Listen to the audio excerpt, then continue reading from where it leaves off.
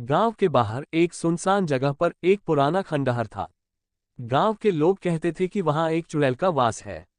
उसके बारे में कई कहानियां थीं, लेकिन एक बात हर कोई मानता था, उसके पास एक काली बिल्ली थी जो हमेशा उसकी छाया बनकर उसके साथ रहती थी।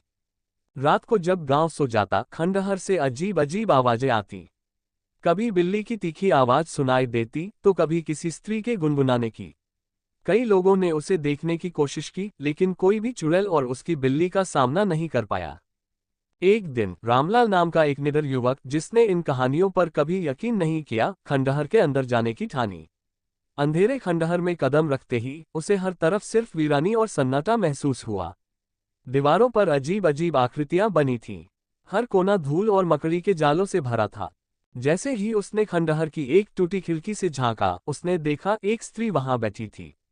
उसके बाल लंबे और खुले हुए थे और उसकी आंखें लाल अंगारों की तरह चमक रही थीं। उसके पास वही काली बिल्ली बैठी थी जो बिना पलक झपकाए रामलाल को घूर रही थी।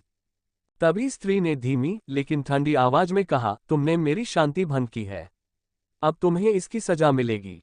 रामलाल का दिल तेजी से धड़कने लगा। उसने भागने की कोशिश की, लेकिन बिल्ली ने अपने तेज पंजों से उसका रास्ता रोक लिया।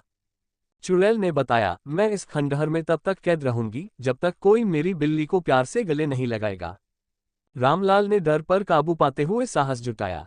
उसने काली बिल्ली को धीरे से उठाया और उसे अपने सीने से लगा लिया।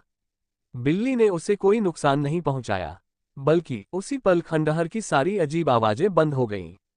चुड़ैल और बिल्ली दोनों अचानक गायब हो गए। जब रामलाल बाहर निकला तो उसने देखा कि खंडहर खुद ब खुद ढहने लगा है। गांव वाले कहते हैं कि उस दिन चुड़ैल की आत्मा को शांति मिल गई और वह मुक्त हो गई। रामलाल की हिम्मत और दया ने गांव को एक पुरानी दहशत से छुटकारा दिला दिया। अब वह खंडहर केवल एक कहानी बनकर रह गया, लेकिन रामलाल का साहस गांव वालों के लिए एक मिसाल बन गया।